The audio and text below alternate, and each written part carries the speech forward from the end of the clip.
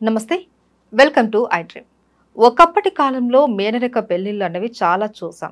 అప్పట్లో లేని ప్రాబ్లమ్స్ ఈ మధ్య కాలంలో కొత్తగా వినిపిస్తున్నాయి. ఏంటంటే మేనరికంలో పెళ్లిళ్ళు చేసుకుంటే పుట్టే పిల్లల మీద ఎఫెక్ట్ ఉంటుంది అనేసి అంటూ ఉన్నారు. అది వాస్తవమా? అయితే దానికి సొల్యూషన్ ఏమైనా ఉందా? దీని గురించి అడిగి తెలుసుకునే ప్రయత్నం చేద్దాం. మనతో పాటు ఉన్నారు ప్రముఖ గైనకాలజిస్ట్ డాక్టర్ శ్రవంతి గాదిరాజు గారు. వారితో మాట్లాడి నమస్తే అండి. మేడం, ఇంట్రోలోనే మీకు అర్థమై ఉంటుంది. మన తాతల ముత్తాతల కాలంలో ఎక్కువగా మేనరిక సంబంధాలే చేసుకునే వాళ్ళు. అప్పుడు పుట్టిన పిల్లలు చాలా హెల్తీగా ఉండేవాళ్ళు. బట్ ఇప్పుడు ఏదన్నా పిల్లలకి ప్రాబ్లమ్ అని అంటే మీది మేనరికమా అని అడిగేస్తూ ఉన్నారు. నిజంగా మేనరికంలో పెళ్ళిళ్ళు అన్నవి అంత హెల్తీ కాదంటారా పుట్టే బేబీస్కి? కానీ కాదు కాదు. కానీ కాదు అసలు మేనరికంలో పెళ్ళిళ్ళు ఎందుకు చేసుకునేవాళ్ళు? నాకు తెలిసి నేను అడిగేదాన్ని. నేను ఇప్పుడు మా మదర్ని కానీ మా అమ్మమ్మ వాళ్ళని ఎందుకు ఇట్లా ఫ్యామిలీస్లో చేసుకుంటున్నారంటే దీంట్లో రెండు విషయాలు. ఒకటి తెలిసిన వాళ్ళు అంటే మన దగ్గరే అతను తెలిసిన అతనే ఎలా అంటే వాళ్ళ బుద్ధులు అవన్నీ తెలుసు. ఇంకోటి మన ఆస్తులన్నీ మన దగ్గరే ఉంటాయి, బయట వాళ్ళకి పోవు, మనకే ఉంటాయి అనేది విన్నా. అవును. కానీ మేనరికంలో ఇప్పుడు కాదు, పాతకాలంలో కూడా మేనరికం పెళ్లిళ్ళల్లో చూస్తే పిల్లలకి మాటలు లేని వాళ్ళు, అంటే మూగ చెమిటి ఉండడం, చిన్న చిన్న జెనెటికల్ ప్రాబ్లమ్స్ ఉండడం, అంటే మెంటల్లీ రిటార్డెడ్ ఉండడం, ఇలాంటివి చూసాం. అవునా? బట్ ఈ కాలంలో ఎక్కువ అవుతున్నాయి అనేది ఎందుకు అనంటే జెనెటిక్ ఏదైతే జీన్ ఉందో అది మల్టిప్లై అవుతూ ఉంటుంది ఒకే ఫ్యామిలీలో. ఏదన్నా కూడా వాడితే ఏమవుతుంది?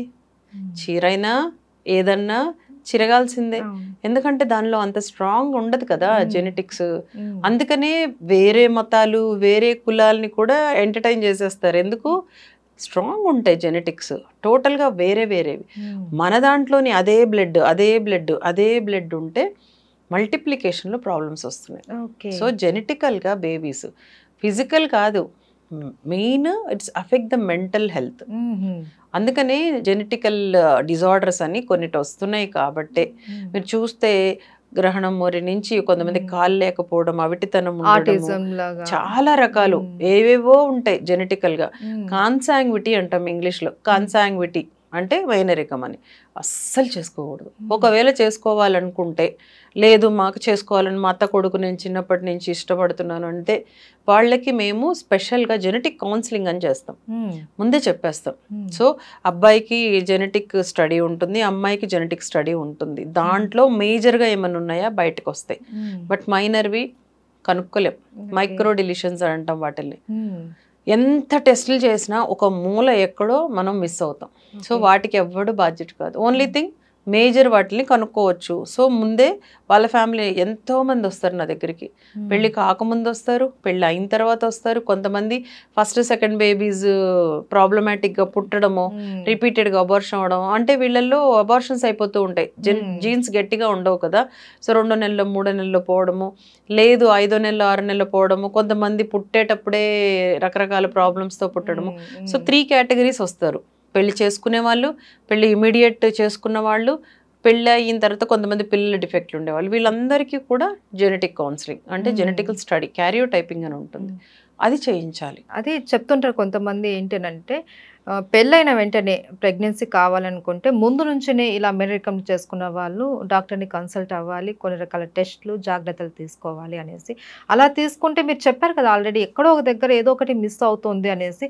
అది ఇలాంటి టెస్ట్లు ఇలాంటి జాగ్రత్తలు తీసుకున్న తర్వాత కూడా అది క్యారీ అవుతుంది. 99.9% మనం కనుక్కోగలం. ఓకే.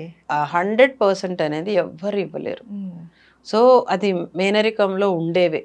ప్రీ కన్సెప్షనల్ కౌన్సిలింగ్ అంటాం. అంటే కన్సెప్షన్ అంటే ప్రెగ్నెన్సీ రాకముందే మీకు కౌన్సిలింగ్ అవసరం. అంటే మీకు ఇట్లా మాటల రూపంలో ఇదండి మీ పాసిబిలిటీస్ అనడమో, లేదు టెస్ట్లు చేయడము, ఏదో ఒకటైతే కంపల్సరీ. మేనరికంలో మళ్ళీ గ్రేడ్స్ ఉంటాయి. గ్రేడ్ 1 గ్రేడ్ 2 అంటే మరీ దగ్గర వాళ్ళు, అంటే జస్ట్ మేనత్త మేనమామ కొడుకు అలా కాకుండా కజిన్స్ వాళ్ళ కొడుకులు ఇలా, అంటే దాంట్లో గ్రేడ్ 1 గ్రేడ్ 2 గ్రేడ్ 3 అలా. మరి మేనత్త అన్నప్పుడు కొద్దిగా రిస్క్ ఎక్కువ, చాలా హై రిస్క్ అనమాట. అందులో కూడా ఫస్ట్ బేబీ బ్యాడ్ అనుకోండి, సెకండ్ బేబీకి ఇంకా ఎక్కువ. అట్లా అది ఇంకా ఎక్కువైపోతూ ఉంటుంది అనమాట. రిస్క్ గ్రూప్ ఎక్కువైపోతూ ఉంటుంది. ఏంటి మేడం మరి దీనికి సొల్యూషన్ ఏంటి? ఇప్పుడు లేదు నేను మేనరికంలోనే చేసుకోవాలి, మీరు అన్నట్లు ఇష్టపడ్డాను అనేసి చేసుకుంటారు. ప్రెగ్నెన్సీ వచ్చిన తర్వాత ఏంటి మరి వాళ్ళ సొల్యూషన్? అలా బేబీ హెల్తీగా ఉండాలి అంటే ఒకటి మహేశ్వరి, యాక్సెప్టెన్స్. ఎస్ నేను ప్రిపేర్ అయి ఉండాలి. ఎలా ప్రిపేర్ అయి ఉండాలి? సరే ఇలాగ వస్తే నాకు అర్థమైంది కదా, సో టైం టు టైం టెస్టులు చేయించుకుంటాను, బ్లడ్ టెస్టులు చేయించుకుంటాను, స్కానింగ్లు చేయించుకుంటాను. కొన్నిసార్లు బేబీలో మదర్లో చుట్టూ బేబీ మధ్యలో వాటర్ ఉంది అనుకున్నాం కదా, అమ్నియోటిక్ ఫ్లూయిడ్, ఆ వాటర్ని తీసి టెస్ట్ చేస్తారు. దాంట్లో ఆల్మోస్ట్ 100% రిజల్ట్ వస్తుంది. బేబీకి ఏమన్నా ఎఫెక్ట్ అయ్యే ఛాన్స్ ఉన్నాయా. సో అలాంటివి ఇంకా ఒక లేదు మేమే చేసుకోవాలనుకున్నప్పుడు అట్లీస్ట్ ఆ కేర్ఫుల్గా ఉండాలి. ఎందుకంటే ఒక డిఫెక్ట్ బేబీ మదర్ ఫాదర్కి ఎంత ప్రాబ్లమో ఆ బేబీ కూడా ప్రాబ్లమే కదా, వాళ్ళు కూడా సఫర్ అవ్వాలి. మనకి కంప్లీట్ హెల్దీ బేబీ కావాలని ప్రతి పేరెంట్ కోరుకుంటారు. దానికి ఫుల్ ఫ్లెడ్జ్డ్గా చేసుకున్నాము, ఇష్టపడ్డాము, ఓకే. నెక్స్ట్ కూడా అంతే కమిట్మెంట్ ఉండాలి. అంతే కమిట్మెంట్తో ఒక డాక్టర్ని నమ్మాలి, డాక్టర్ చెప్పింది వినాలి. అయినా కూడా ఎన్ని చేసినా వస్తుందండి, చిన్న చిన్నవి అనమాట. అంటే ఒక 6 ఏళ్ళు అలా చిన్నగా, ఇక్కడ ఒకటి ప్రియారికల్ అని ఒకటి ట్యూబర్కిల్, ఏవో చిన్న చిన్నవి. అలాంటి మేజర్గా వచ్చే ప్రాబ్లమ్స్ ఏంటండి? మేజర్గా అయితే ఇవే. అసలు కాళ్ళు లేక కొంతమందికి కాళ్ళు ఉండవు, కొంతమంది కళ్ళు ఉండవు, కొంతమంది కళ్ళు ఉండి కనిపించవు, కొంతమందికి వినిపించదు, కొంతమందికి మాటలు రావు, కొంతమంది ఫిజికల్గా పెరుగుతుంటారు కానీ మెంటల్ గ్రోత్ ఉండదు, కొంతమందికి హార్ట్ చాలా కదా. సో బెటర్ మేనరికం సంబంధాలు అవాయిడ్ కాన్సాంగ్విటీ. నో, మేనరికం సంబంధాలు అయితే ఇప్పుడైతే అసలు వద్దనే వద్దంటున్నాం. ఇప్పుడు ఆల్రెడీ వేరే వేరే హెల్త్ ఇష్యూసే బోల్డ్ వస్తున్నాయి. మళ్ళీ మనం వెళ్ళి కొత్తగా ఇట్లాంటి వాటిల్ని తెచ్చుకోవడం తెలిసి బెటర్ అవాయిడ్ అంతే. ఎంత కష్టమైనా ఎంత ఇష్టమైనా వద్దు, మేనరికం పెళ్ళిళ్ళు అయితే వద్దు. అయితే మేడం ఇప్పుడు మనం మాట్లాడుకున్నాం, కొంతమంది ఎటువంటి ప్రాబ్లం లేకుండా చాలా హెల్దీ బేబీస్ ఉంటారు మేనరికంలో చేసుకున్నా కూడా, అది ఎలా సాధ్యం? అదే అంటారు వచ్చి, అదేంటది మరి మేము అదే మా అత్తగారిదో బావగారిదో ఏదో అయింది, వాళ్ళకి ఏం లేరు కదా. అదృష్టం అంతే అంటారు. అదృష్టం, నేనైతే అదృష్టం అనే అంటాను. కొన్నిసార్లు ఏమవుతుంది అంటే ఆ డిఫెక్ట్ పడదు ఈ బేబీకి, ఎస్కేప్ అయ్యారు, అంతకు మించి గొప్పగా అక్కడ ఏం లేదు. God's grace.